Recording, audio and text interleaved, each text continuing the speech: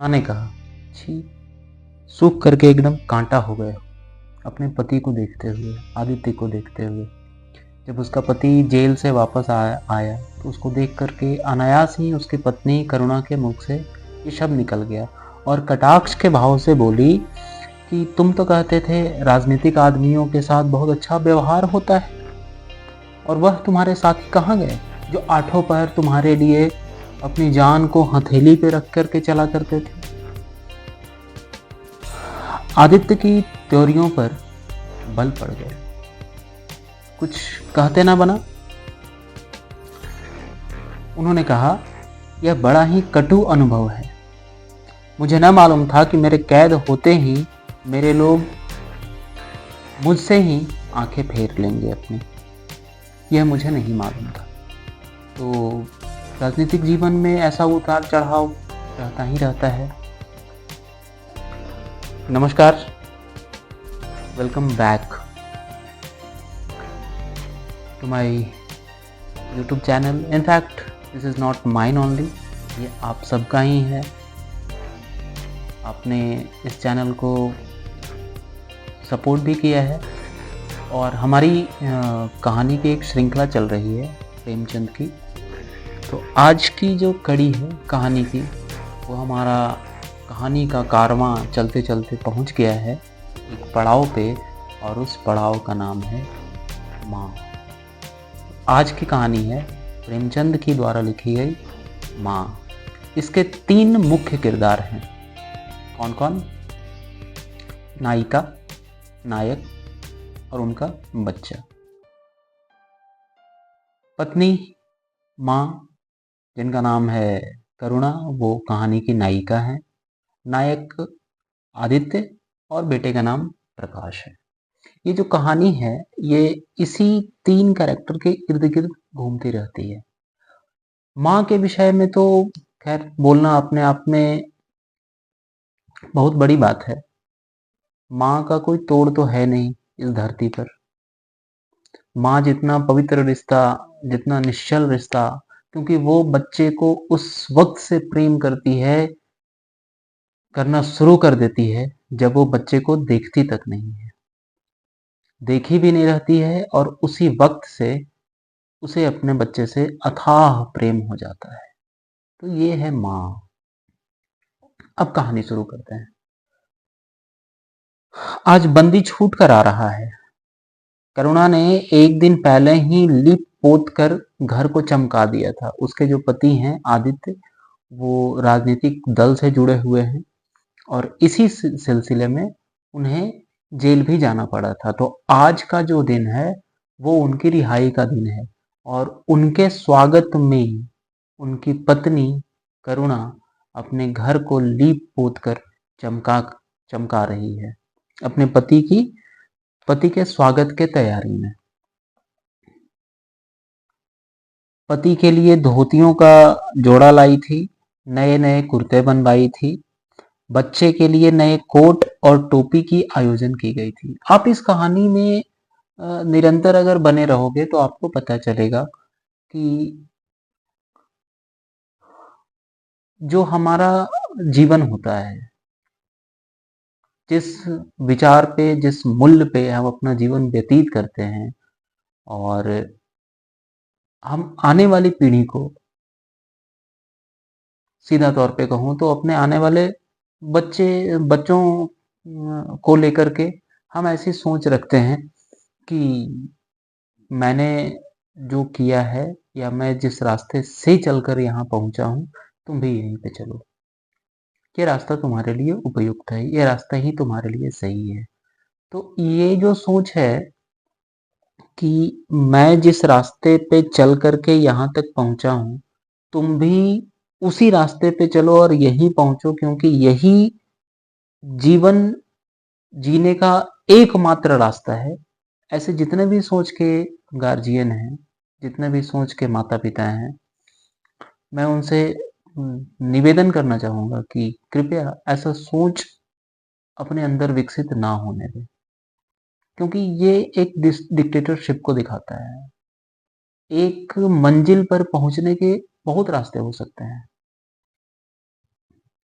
आपने एक रास्ता चुना, बाकी रास्तों को तो आपने नहीं जाना, और जिस रास्ते पे चल के आए उसी से रिलेटेड आपका अनुभव हुआ, एक्सपीरियंस हुआ, और आप उसी के आधार पे बाकी सबको नकारते हुए यदि बोल रहे हो कि मैं जो बोल रहा हूँ वही सही है, मैं जिस रास्ते पे चला हूँ ये वही एकमात्र रास्ता है, तो ये गलत है।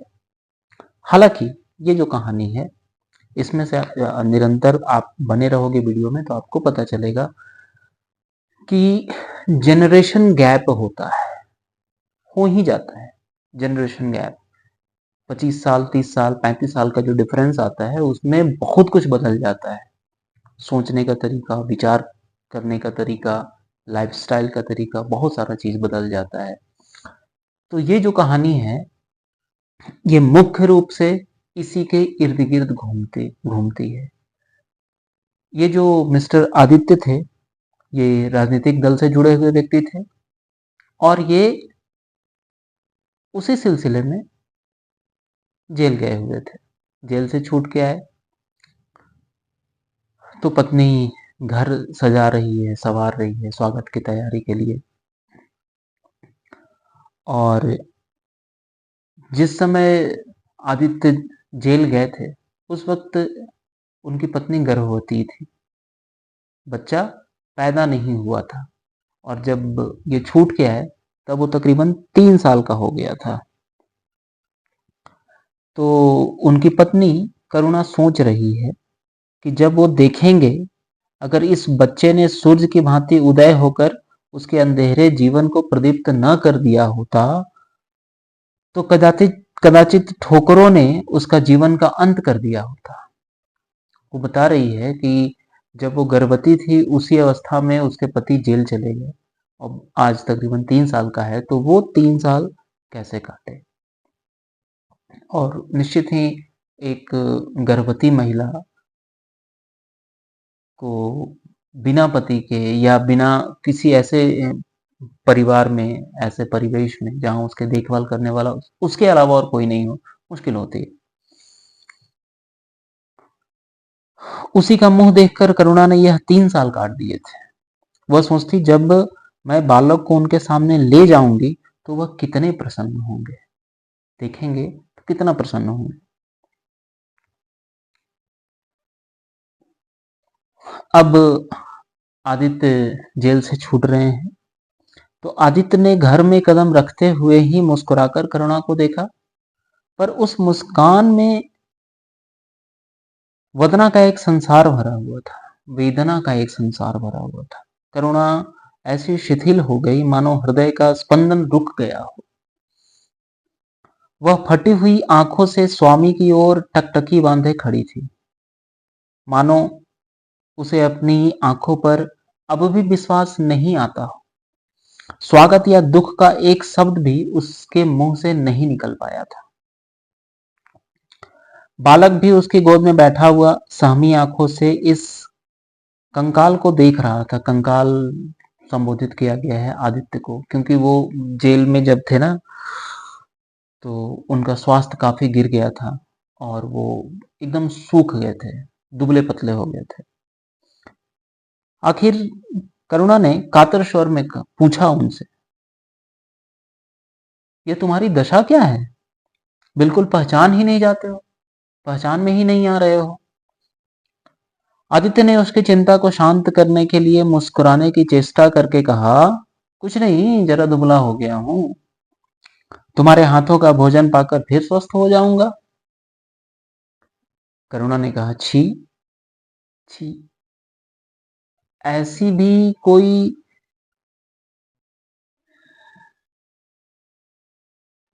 सूख करके कांटा हो गए। करुणा ने कहा, छी, सूख करके एकदम कांटा हो गए। वहां क्या भोजन, भरपेट भोजन भी नहीं मिलता था? और वो जो तुम्हारे दोस्त थे जिसे तुम अपना दोस्त कहते थे, और वो जिनके विषय में तुम कहा करते थे कि देखो मेरे इतने दोस्त हैं, इतने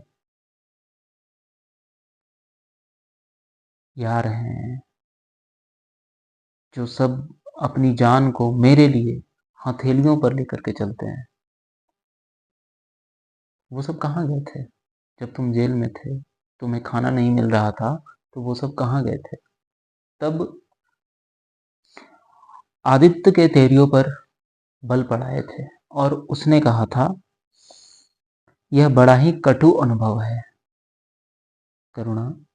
मुझे नहीं मालूम था कि मेरे कैद होते ही मेरे अपने ही लोग मुझसे ही आंखें फेर लेंगे। राष्ट्र के नाम पर मिटने वालों का यही पुरस्कार है, यह मुझे नहीं मालूम था। जनता अपने सेवकों को बहुत जल्द भूल जाती है, यह तो मैं जानता था, लेकिन अपने सहयोगी और सहायक इतने बेवफा होते हैं, इसका मुझे यह पहला अनुभव हुआ। लेकिन मुझे किसी से कोई शिकायत नहीं, सेवा स्वयं अपना पुरस्कार है।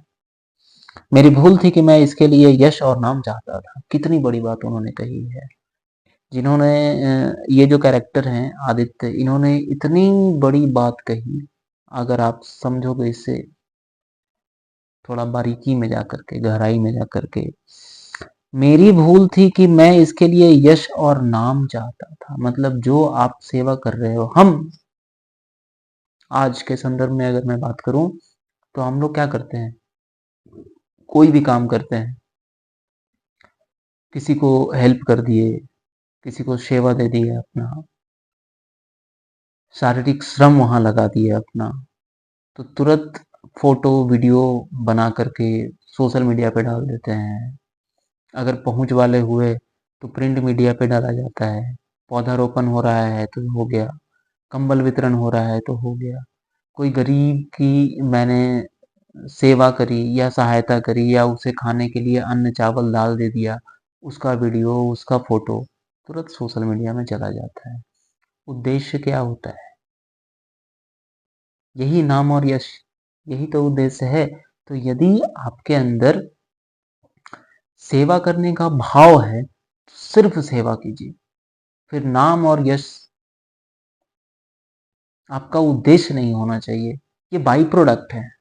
मेरे कहने का मतलब ये नहीं है कि आप सेवा करोगे तो आपका नाम और यश होगा या नहीं होगा, इसमें आपको नहीं पड़ना है। यही तो है, कर्म करो, फल की चिंता मत करो। यही तो है, कर्म करो और फल की चिंता मत करो। अगर आपका उद्देश्य, देखिए, एक हो गया कर्म और एक हो गया कर्म करने के पीछे का उद्देश्य, मैंने इसे क्यों किया। एक छोटी सी कहानी याद आ गई है, इसी कहानी के बीच में 2 मिनट मैं आपका लूंगा। एक खूंखार आदमी था, अपराधी प्रवृत्ति का व्यक्ति था। जब उसे भान हुआ कि ये तो मैंने जीवन में बहुत बुरे कर्म किए, अब वो अपने आप को सुधार वाले रास्ते पे लाना चाहता था, सुधार के मार्ग पे अग्रसर होना चाहता था। तो वो एक साधु से मिला, संत के पास वो गए, तो संत ने उसे एक सूखी टहनी दी। सूखी टहनी, ऐसे इतना बड़ा एक सूखी टहनी दी और उन्होंने कहा, इसे लेकर के चलते जाओ, तीर्थाटन कर लो, गंगा स्नान आदि कर लो, और जब ये लकड़ी हरा हो जाए तो वहीं से लौट आना। तो वो चल पड़ा। जाते जाते शाम ढल गई, तो उसने एक बरगद के वृक्ष को देखा, जिसकी शाखाएं बहुत विशाल होती ही हैं, घना पेड़ था। तो उसने निश्चय किया कि मैं आज रात्रि में यहीं विश्राम करूंगा और कल सवेरे आगे तीर्थाटन के लिए चलूंगा यहाँ से। उसी पेड़ पे ऊपर डालियों पर, शाखाओं पर 4 लोग बैठे हुए थे और वो प्लानिंग कर रहे थे। एक पास का ही गांव था, उसमें आतंक फैलाने का, आग लगाने की बात कर रहे थे आपस में, कि चारों दिशाओं से हम लोग उस गांव को घेर करके चारों दिशाओं से इकट्ठा आग लगा देंगे एक साथ, पूर्व पश्चिम उत्तर दक्षिण सभी दिशाओं से। अब ये नीचे सुन रहा था, ये बोला कि भाई, इससे तो बड़ा बदमाश हम है, ये तो बिना मतलब का बात कर रहा है। तो उसने उन चारों से कहा कि अरे अरे, ये जो तुम प्लान कर रहे हो ना, इसमें तुम सक्सेस नहीं हो पाओगे, इसमें नहीं सक्सेस हो पाओगे। हम भी तुम्हारे ही कैटेगरी के हैं, हम भी बदमाश रह चुके हैं, तो ये तुम्हारा प्लानिंग हमको ठीक नहीं लग रहा है, आओ नीचे उतरो और हम लोग मिल के प्लान बनाते हैं। एक्चुअल में उसका प्लान कुछ और था, एक एक करके उतरता गया और ये बंदा जो साथ जो अपने आप को सही करने के लिए गया था, एक एक करके सबको मार देता है। और जैसे ही चारों मर जाते हैं, फिर ये बैठता है और अपनी टहनी को अपने पास रखने लगता है, तो दिखता है कि वो हरा हो गया। इसे कुछ समझ नहीं आता है, बट इसे इतना पता था कि संत ने कहा था कि जिस क्षण जिस जगह पे ये टहनी हरी हो जाए, वहीं से तुम्हें वापस आना है। तो ये वहां से वापस चल दिया, पहुंचा संत के पास। तो संत बोले कि अरे तुम्हारा तीर्थाटन हो गया, गंगा आदि स्नान हो गया एक ही दिन में? तो बोला कि नहीं, और जितना घटना था वृतांत रूप से बता दिया कि आप तो बोल रहे थे गंगा स्नान करने, हम तो 4 को मार के आए हैं, फिर भी उसके बावजूद भी ये टहनी हरी हो गई है। तो साधु ने पूछा बड़े आश्चर्य से, अरे ऐसा कैसे हो गया और ऐसा क्यों हुआ? कैसे हुआ से महत्वपूर्ण है, क्यों हो गया ऐसा? तो क्यों का जो जवाब उसने दिया, वही कि इन जो 4 लोग जिन्हें मैंने मारा, उसकी मंशा थी, जो निर्दोष गांव वाले थे, उस गांव में आग लगा देने की, आग लगा करके मार देने की मंशा थी, तो मैंने इसलिए उसे मार दिया। तब साधु ने उसका उत्तर दिया कि पहले जो तुम मारते थे लोगों को, वो अपने स्वार्थ के लिए मारते थे, लेकिन अब जो तुमने लोगों को मारा है, वो निस्वार्थ भाव से मारा है। तो इसीलिए कभी भी कर्म जो हम प्रत्यक्ष रूप से इस फिजिकल बॉडी के थ्रू जो करते हैं, that is not countable into कर्म। वो कर्म के अंदर काउंट नहीं होता है, दैट इज नॉट कर्म। कर्म क्या, जो यहां से आता है, जो विचार से आता है। करने के पीछे का आशय क्या है? अगर आशय सही है तो दिखने में बुरा से बुरा लगने वाला कर्म भी धर्म रूप में आ जाता है, सही हो जाता है। बस आपका सोच सही होना चाहिए। इसी को लेकर के कहा गया है कर्मण्येवाधिकारस्ते मा फलेषु कदाचन। खैर वापस फिर से कहानी पे आते हैं। तो अब थोड़ी नोक झोंक है करुणा और आदित्य के बीच में। करुणा ने कहा कि तो क्या वहां भोजन भी नहीं मिलता था? आदित्य ने कहा यह नहीं पूछो करुणा, बड़ी बड़ी करुण कथा है। बस यही गनीमत समझो कि जीता लौट आया हूं। तुम्हारे दर्शन बदे थे, नहीं कष्ट तो ऐसे ऐसे उठाए कि अब तक मुझे प्रस्थान कर जाना चाहिए था, मतलब शरीर को त्याग देना चाहिए था, इतना घोर कष्ट में थे। करुणा ने कहा चलकर कुछ खा लो, आराम से लेटो। आदित्य ने आंसू भरी आंखों से बालक को देखा और उसका एक एक रोम उनका तिरस्कार करने लगा। अपने जीर्ण दशा पर उन्हें कभी इतना दुख नहीं हुआ था। ईश्वर की असीम दया से यदि उनकी दशा संभल जाती, तो वो फिर कभी राष्ट्रीय आंदोलनों के समीप नहीं जाते। पर आदित्य बहुत कमजोर हो गए थे, बहुत बीमार हो गए थे, और अंततः आदित्य की मृत्यु हो जाती है। और ये जो नायिका है हमारी कहानी की, ये अकेले ही, जो करुणा है, ये अकेले ही अपने बेटे का पालन पोषण करती हैं। पढ़ाई हो गया, लिखाई हो गया, खाना खेलना कूदना, जितना भी था, जितने भी खर्चे थे, कपड़े लत्ते, ये अकेले दम पे की है। इसी का चरित्र चित्रण कहानी में आगे किया गया है। 7 वर्ष बीत गए। बालक अब 10 साल का रूपवान बलिष्ठ प्रसन्नमुख कुमार था। बला का तेज साहसी और मनस्वी था। भय तो उसे छू भी नहीं पाता था। करुणा का संतप्त हृदय उसे देखकर शीतल हो जाता। संसार करुणा को अभागिनी और दीन समझे, वह कभी भाग्य का रोना नहीं रोती थी। उसने आभूषणों को बेच डाला जो उसके पति के जीवन में उसे प्राणों से भी अधिक प्रिय थे। अब वही उसके लिए बेकार की वस्तुएं हो गए हैं। और कुछ गाय और भैंसे उसी गहने को बेच करके ले ली, और अब वो गाय भैंस से ही रख करके अपने घर में जीविकोपार्जन करने लगी। एक बार की बात है, शाम के समय में उसके घर में एक भिखारन आई। करुणा उस समय गऊओं को सानी दे रही थी। प्रकाश बाहर खेल रहा था, बालक ही तो था। शरारत सूझी, घर में गया, कटोरे में थोड़ा सा भूसा लेकर बाहर निकला। भिखारी ने अपनी झोली फैला दी। प्रकाश ने भूसा उसकी झोली में डाल दिया और जोर जोर से तालियां बजाता हुआ भाग गया। भिखारन ने कहा क्रोध भाव में आकर के, वारे लाडले, मुझसे हंसी करने चला है? यही माँ बाप ने सिखाया है? तब तो खूब कुल का नाम जगाओगे। करुणा ये सब सुन करके बाहर आई और बोली, क्या है माता, किसे कह रही हो? तो भिखारन ने प्रकाश की तरफ इशारा करके बताया कि ये जो तुम्हारा लाडला है वो ऐसा ऐसा किया था, तो उसी को हम बोल रहे हैं। करुणा ने डांटते हुए पुकारा उसे, प्रकाश को, पर प्रकाश लज्जित नहीं हुआ। यहाँ पर उसके अंदर कोई ग्लानि भाव नहीं था, कोई पश्चाताप नहीं था, कोई सॉरी की फीलिंग नहीं थी। अभिमान से सर उठाए हुए आया और बोला, यह हमारे घर भीख मांगने क्यों आई है? कुछ काम क्यों नहीं करती? करुणा ने उसे समझाने की चेष्टा की और कहा, शर्म तो नहीं आती, उल्टे और आंख दिखाते हो। प्रकाश ने कहा, शर्म क्यों आए, यह रोज क्यों भीख मांगने आती है? हमारे यहाँ क्या कोई चीज मुफ्त में आती है? तो करुणा ने कहा कि तुम्हें नहीं देना था तो तुम सीधा मना कर देते, तुमने यह शरारत ही क्यों की? प्रकाश ने कहा कि फिर उसकी आदत कैसे छूटती? तो करुणा ने कहा कि तुम अब पीटोगे मेरे हाथ से। पीटूंगा क्यों? आप जबरदस्ती पीटेंगी?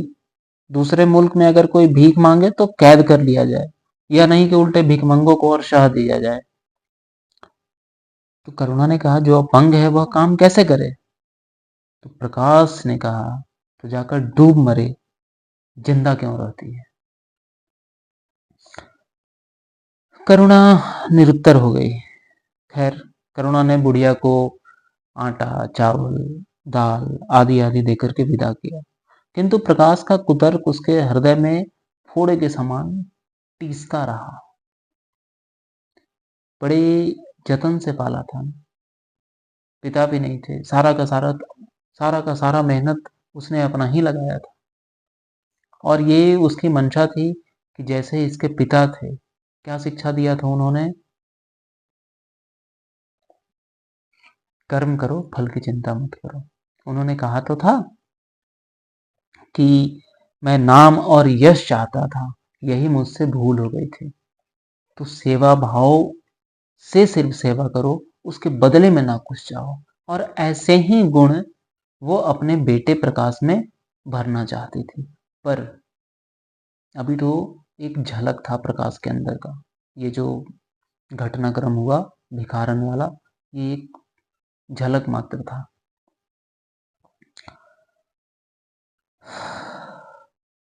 प्रकाश के कर्म और वचन में मेल नहीं था, जो बोलता था वो नहीं करता था,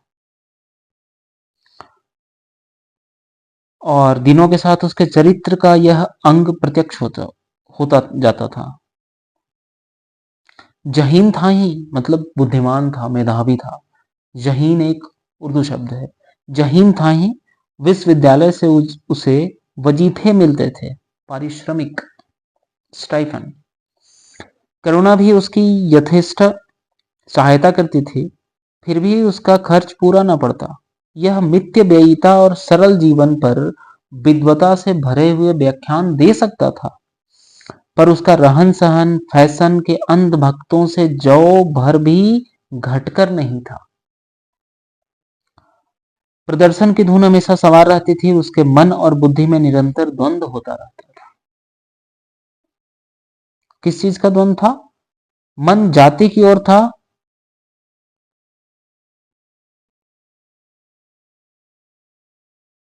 बुद्धि अपनी ओर था। बुद्धि मन को दबाए रखती थी, उसके सामने मन की एक न चलती।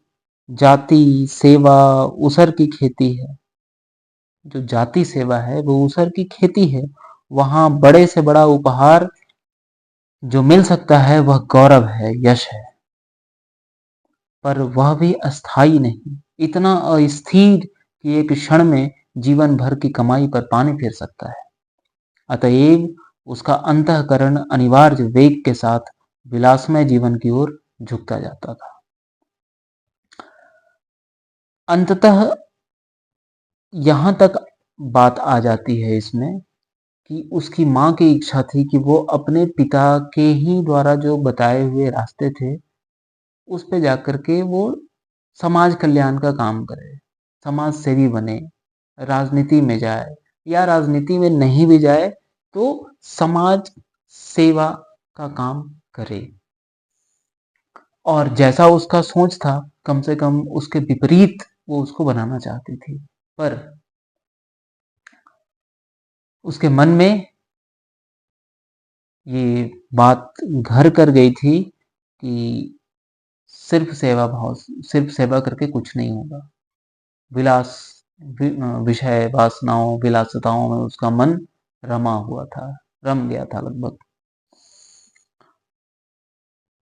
एक बार की बात है कि सिंध में बाढ़ आई थी, हजारों आदमी तबाह हो गए। विद्यालय ने वहां एक सेवा समिति भेजी। प्रकाश के मन में द्वंद्व होने लगा, जाऊं या ना जाऊं। इतने दिनों अगर वह परीक्षा की तैयारी करे तो प्रथम श्रेणी में पास हो सकता है। चलते समय उसने बीमारी का बहाना कर दिया। करुणा ने लिखा, तुम सिंध ना गए, मुझे इसका खेद है। तुम बीमार रहते हुए भी वहां जा सकते थे। समिति में चिकित्सक भी तो थे। प्रकाश ने पत्र का कोई उत्तर नहीं दिया था स्कूल से।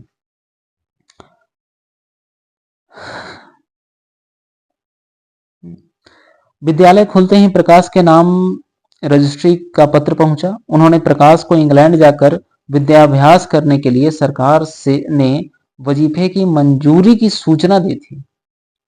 अब ये पढ़ने में अव्वल हो गया प्रकाश, और स्कूल की तरफ से स्कॉलरशिप मिला था इसको, वजीफा बोलते हैं, उर्दू शब्द है।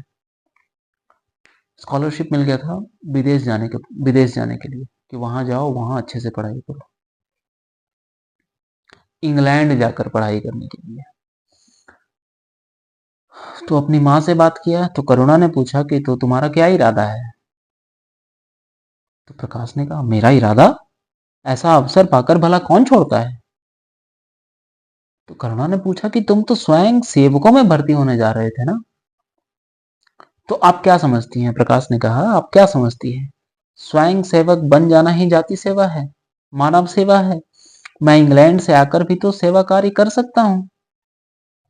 और अम्मा सच पूछो तो एक मजिस्ट्रेट अपने देश का जितना उपकार कर सकता है, उतना 1000 स्वयं सेवक मिलकर भी नहीं कर सकते। मैं तो सिविल सर्विस की परीक्षा में बैठूंगा और मुझे विश्वास है कि मैं सफल हो जाऊंगा।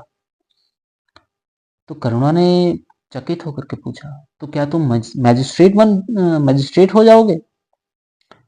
सेवा भाव रखने वाला एक मजिस्ट्रेट कांग्रेस के 1000 सभापतियों से ज्यादा उपकार कर सकता है, ये उत्तर दिया प्रकाश ने।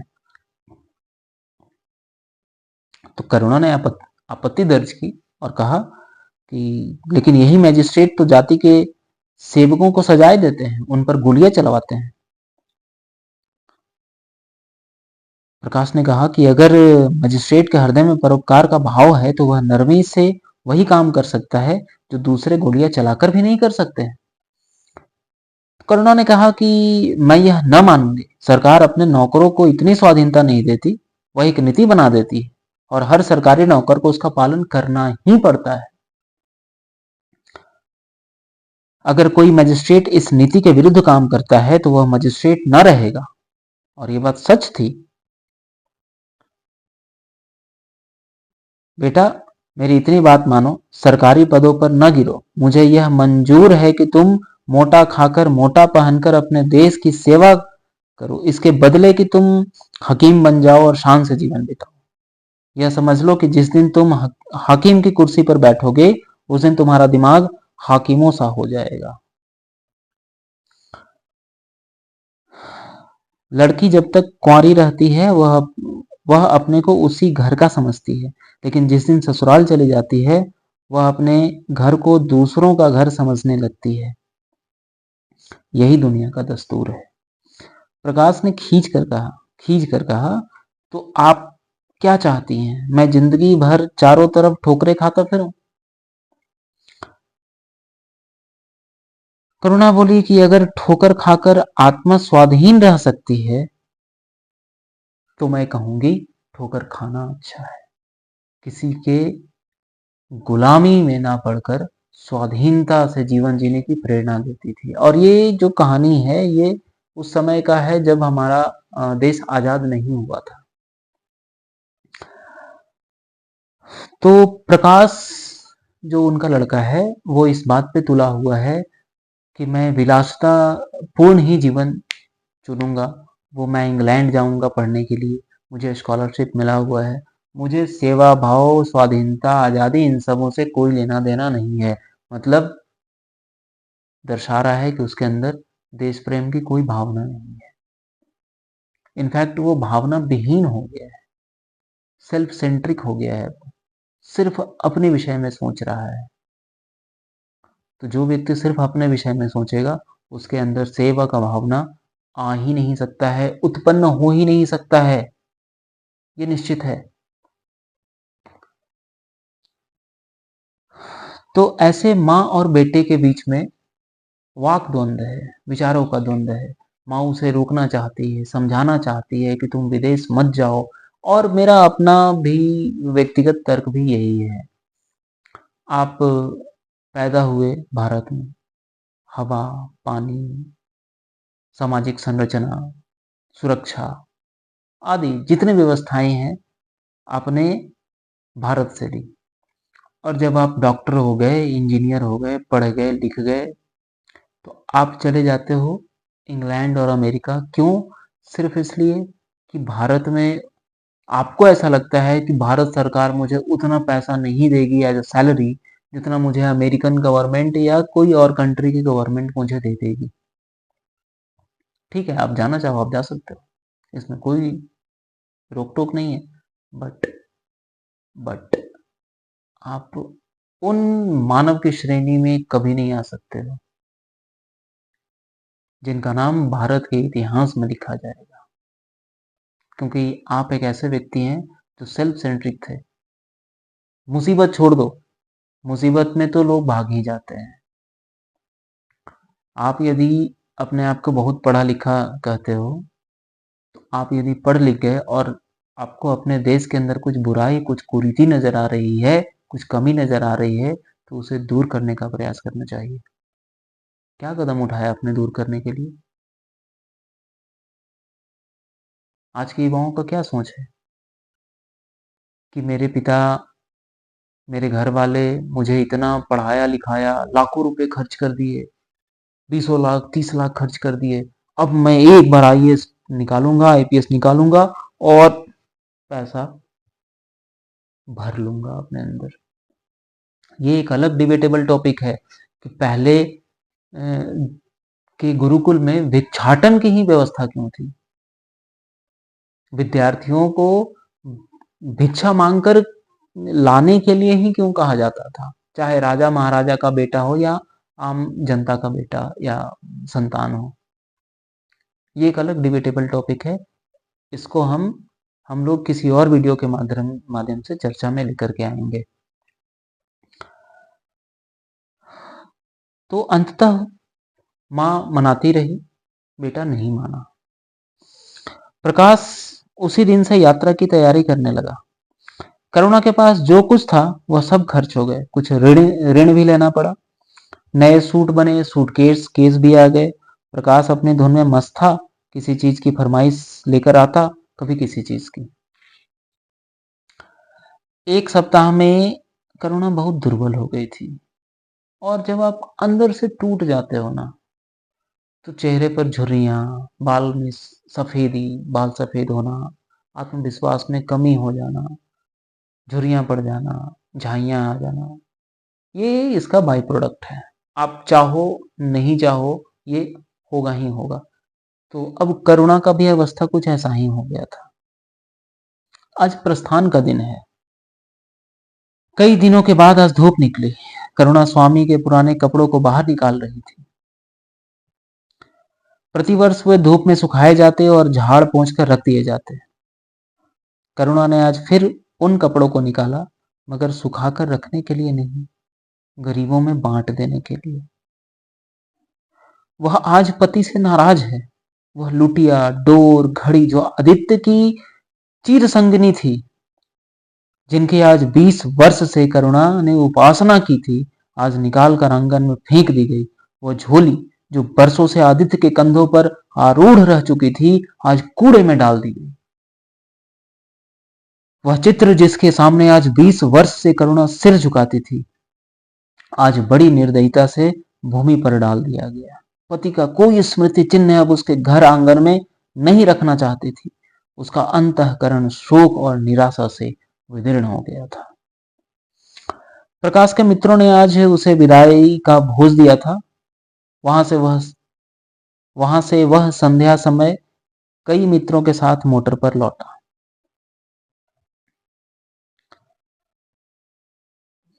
अंदर जाकर के बोला, घर में आया तो घर के अंदर जाकर के बोला, अम्मा जाता हूं, बंबई पहुंचकर पत्र लिखूंगा। तुम्हें मेरी कसम, रोना मत और मेरे खतों का जवाब बराबर देना। जैसे किसी लाश को बाहर निकालते समय संबंधियों का धैर्य टूट जाता है, रुके हुए आंसू निकल पड़ते हैं, वही दशा करुणा की हुई। प्रकाश ने उसके चरण छुए, अश्रु जल से माता के चरणों को पखारा, फिर चला गया।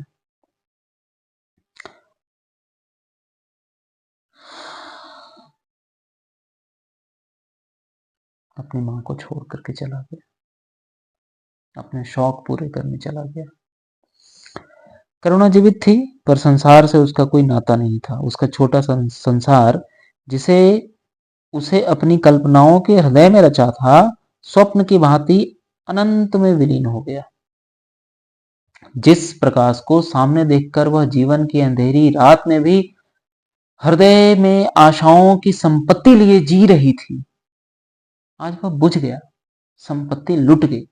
अब न कोई आश्रय था, न उसकी जरूरत थी।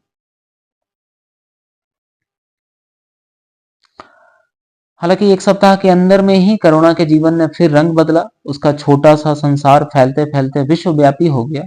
जिस लंगर ने नौका को तट से केंद्र पर बांध रखा था, वह उखड़ गया। अब नौका सागर के अब अशेष विस्तार में भ्रमण करेगी, चाहे वह उद्दम तरंगों के वक्ष में ही क्यों न विलीन हो जाए। करुणा द्वार पर जा बैठी।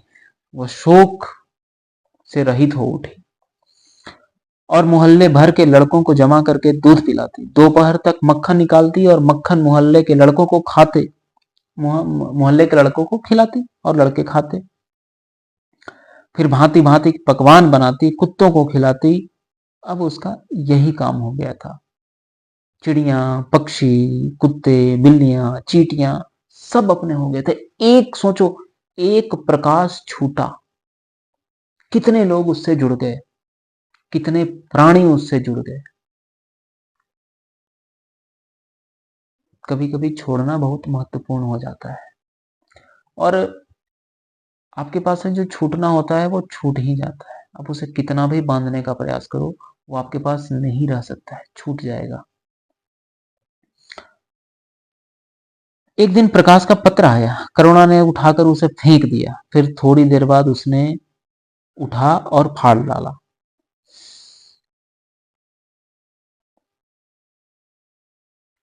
फिर जब मन उसका शांत हुआ, करुणा का, तो उस पत्र के टुकड़ों को जमा करने लगी। एक एक टुकड़ा उसने अपने खोए हुए प्रेम का एक एक पद चिन्ह सा मालूम होता था। जब सारे पुर्जे जमा हो गए तो दीपक के सामने बैठकर, दिया के सामने बैठकर करुणा उसे जोड़ी। अभागिन सारी रात उन पुर्जों को जोड़ने में लगी रही। पत्र दोनों ओर लिखा हुआ था, इसलिए पुर्जों को ठीक स्थान पर रखना और भी कठिन हो गया था। कोई शब्द, कोई वाक्य बीच में गायब हो जाता था। पर पत्र अभी भी अपूर्ण था। सारा रात बीत गया, दिन चढ़ाया था। जब दिन चढ़ाया तो मोहल्ले के लौंडे मक्खन और दूध की चाट में एकत्र हो गए। कुत्तों और बिल्लियों का आगमन हुआ। चिड़ियों ने आकर के डेरा डाल दिया।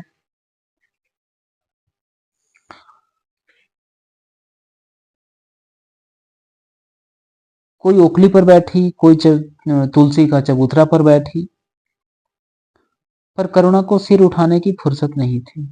दोपहर हुआ, संध्या हो गया, पर पत्र अभी तक पूरा नहीं आया था। पत्र का आशय समझ में आ रहा था। प्रकाश का जहाज कहीं से कहीं जा रहा था। उसके हृदय में कुछ उठा हुआ है। क्या उठा हुआ है? पर करुणा न सोच सकी। प्यास से तड़पते हुए आदमी की प्यास क्या ओस से बुझ सकती है? करुणा पुत्र की लेखनी से निकले हुए एक एक शब्द को पढ़ना और उसे अपने हृदय पर अंकित कर लेना चाहती थी। इस भांति 3 दिन गुजर गए। संध्या हो गई। 3 दिन की जागी आंखें जरा झपक गई। करुणा ने देखा एक लंबा चौड़ा कमरा है। उसमें मेजें और कुर्सियां लगी है। बीच में एक ऊंचे मंच पर कोई आदमी बैठा है। करुणा ने ध्यान से देखा, वह प्रकाश था। एक क्षण में एक कैदी उसके सामने लाया गया। उसके हाथ पांव में जंजीर थी, कमर झुकी हुई। यह आदित्य थे। करुणा की आंखें खुल गई, आंसू बहने लगे। पत्र के टुकड़ों को फिर समेट लिया और जला करके राख कर डाला। राख की एक चुटकी के सिवा वहां कुछ नहीं रहा। यही उस ममता की चिता थी जो उसके हृदय को विदीर्ण किए डालती थी। इसी एक चुटकी राख में उसका गुड़ियों वाला बचपन, उसका संतप्त यौवन, उसका तृष्णामय वैधव्य सब समा गया था। प्रातःकाल लोगों ने देखा तो पक्षी पिंजड़े से उड़ चुका था। आदित्य का चित्र अब भी उसके शून्य हृदय में चिपका हुआ था। वह भग्न हृदय पति की स्नेह स्मृति में विश्राम कर रहा था और प्रकाश का जहाज यूरोप जा रहा था। बहुत ही मार्मिक कहानी थी। आशा करता हूं आप और सब वीडियो की तरह ही इसे भी अपना पूरा समर्थन और भरपूर प्यार देंगे। इसी आशा और उम्मीद के साथ पुनः आपसे मिलूंगा वीडियो के माध्यम से ही। तब तक के लिए धन्यवाद।